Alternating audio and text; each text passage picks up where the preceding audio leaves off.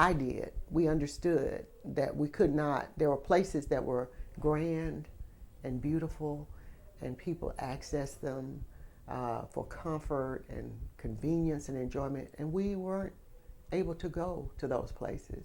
And so here was our very own um, motel, our very own overnight facility. When we had guests coming to town, they had a place to stay. They had a safe place to stay. And it was something that I would say we did. I know Dr. A.G. Gaston did it, but in the eyes of general people in Birmingham and around the country, if they came here, look, black people have built a motel in Birmingham. You know, it's kind of how it was seen. So it represented being us moving on, doing things for ourselves. And I think that was maybe perhaps the most important thing. It suggested that look at what we're doing. We're moving, we're growing, we're developing.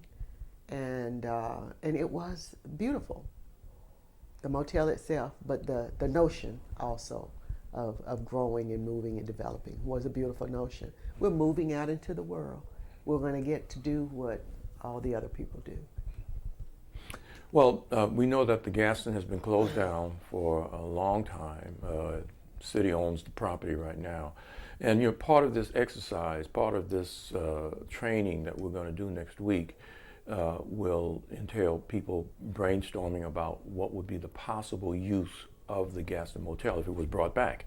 So in that context, what do you think would be a good reuse of the motel if it was brought back to the way it was before? Mm-hmm. Well, several things. Number one, I still like the idea of it being used for what it is as a motel. Particularly, there are people that come to Birmingham that would love to stay in this district, the Birmingham Civil Rights District. There are people who come here for other reasons, but who would love visitors, tourists, you know, who would love to come and just stay and enjoy a nice motel, particularly if the pricing is comparable. So I don't think we should rule that out, number one, just having it actually serve its purpose, being available to overnight guests.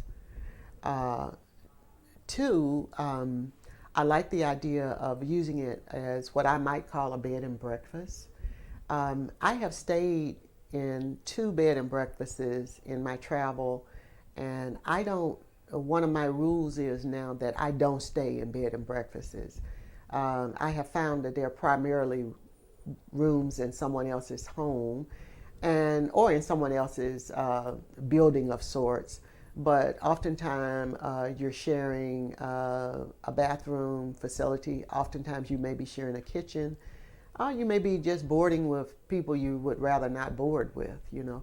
So one of my rules of travel now is that I just don't accept that type of assignment. However, if you told me that the A.G. Gaston Motel was now a bed and breakfast, I would be delighted to stay there. I would love to stay there and do whatever I came here to do, but most especially if I'm a historian or someone studying civil rights, it's the perfect location to stay overnight. I've got all my things in my room.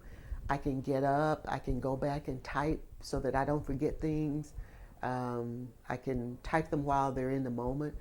And I have access. We have a lot of historians that come to Birmingham, so they have access to those people who were involved during that time that are still living, those who are still having conversations or interviews with guests that come to town.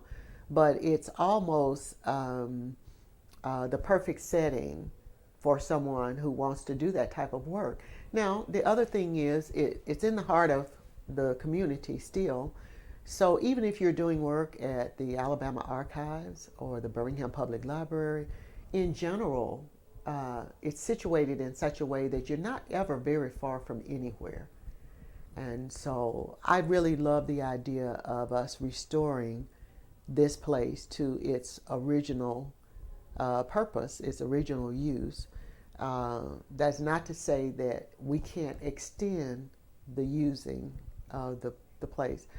I haven't seen the area where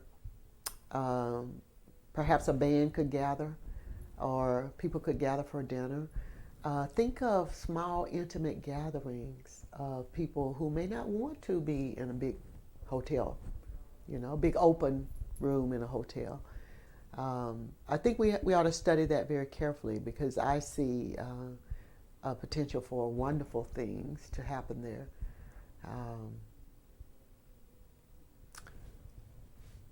Particularly, again, conventions, national meetings, national days of recognition, having a gathering place that is part of the history that they're remembering, reflecting on. Good, good. Well, and on that note, I think that we'll end it right there. Thank you, Carolyn, for coming. You're welcome, this year. Okay.